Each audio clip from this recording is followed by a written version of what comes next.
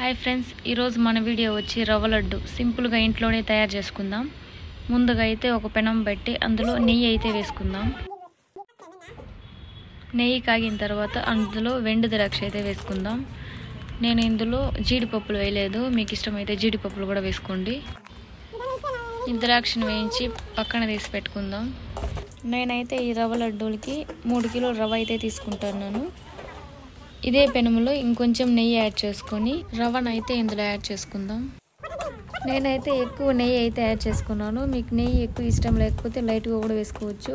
నెయ్యి వద్దనుకుంటే నార్మల్ ఆయిల్లో కూడా దీన్ని అయితే వేయించుకోవచ్చు. బట్ ఇందులో నెయ్యి వేయడం వల్ల కొంచెం స్మెల్ బాగుంటుంది, టేస్ట్ బాగుంటుంది. అందువల్ల నెయ్యి అయితే వేసుకుంటాం. ఈ రవ్వను అయితే 10 లేదా 15 నిమిషాలు మీడియం ఫ్లేమ్లో పెట్టుకొని దీన్ని అయితే మనం వేయించుకోవాలి. లైట్ గోల్డెన్ బ్రౌన్ కలర్ వచ్చిన తర్వాత స్టవ్ ఆఫ్ చేసుకొని దీన్ని అయితే బేషన్లోకి వేసుకుందాం. నేనైతే 3 కిలోల రవ్వ తీసుకున్నాను కాబట్టి 1.5 కిలో చక్కెర అయితే యాడ్ చేసుకుంటాను. ఎప్పుడైనా కానీ 1 కిలో రవ్వ వేసుకుంటే 1/2 కేజీ చక్కెర వేసుకోవాలి. నేను 3 కిలో తీసుకున్నాను కాబట్టి 1.5 కిలో షుగర్ అయితే యాడ్ చేసుకుంటాను. రవ్వ చక్కెర బాగా మిక్స్ అయ్యేలాగా మొత్తం ఒకసారి కలుపుకుందాం. తర్వాత నేనైతే 20 యాలకులు అయితే తీసుకున్నా. 20 యాలకులను దంచి ఇందులో యాడ్ చేసుకుందాం.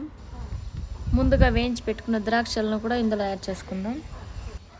మా మామకి నెయ్యి అంటే ఎక్కువ ఇష్టం, మళ్ళీ నెయ్యి కాంచి ఇందులో అయితే యాడ్ చేసుకుంటా ఉన్నారు. మీకు ఇష్టం ఉంటే వేసుకోండి, లేకపోతే దీన్ని స్కిప్ చేసేయండి. మా మామ మీన్స్ మా హస్బెండ్ అయితే కుకింగ్లో ఎక్స్పర్ట్. ఆయన కుకింగ్ బాగా చేస్తారు. ఇక్కడ చూడండి, ఇవన్నీ మా హస్బెండే చేస్తాడు. 50% నేను చేస్తే 50% మా హస్బెండే దీన్ని అయితే చేశారు. స్టవ్ ఆన్ చేసుకొని సిమ్లోనే పెట్టుకొని ఇప్పుడు కలిపి పెట్టుకున్నవన్నీ అందులో యాడ్ చేసి 1 లీటర్ పాలని కాయించి పక్కన పెట్టుకున్నా. దాన్ని కొద్దిగా ఇందులో యాడ్ చేసుకుంటూ కలుపుకోవాలి. ఎక్కువ ఫస్ట్లోనే వేసేయకూడదు. సరే, పాలు పోసేయడం వల్ల చక్కెర మొత్తం కరిగిపోతుంది. ఇవైతే రవ్వ లడ్డు ఉండల్లాగా రావు. 1 లీటర్ పాలు అయితే సరిపోతుందని మేము అనుకున్నాం. బట్ 1 లీటర్ పాలు అయితే ఇందులోకి ఎక్కువ అయ్యేటట్టుంది. 750 ml మాత్రమే ఇందులోకి మేమైతే యాడ్ చేసాం. ఒకవేళ మీరు ఎప్పుడైనా పొరపాటున పాలు ఎక్కువ పోసేసి కొంచెం ఉంటలు సరిగా లేకపోతే ఆరబెట్టుకొని నిదానంగా ఉంటలు చేసి ఫ్యాన్ కింద పెట్టేయండి. ఒక 12 hours తర్వాత బాగా ఆరిపోతుంది. నేనైతే ఈ వీడియోని క్రిస్మస్కి షూట్ చేసింది, బట్ దీన్ని ఎడిట్ చేసి ఈరోజు అప్లోడ్ చేస్తాను. ఈ వీడియో ఎలా ఉందనేది కామెంట్ చేయండి. ఈ వీడియో కానీ మీకు నచ్చినట్లయితే లైక్ చేయండి. Thank you for the watching.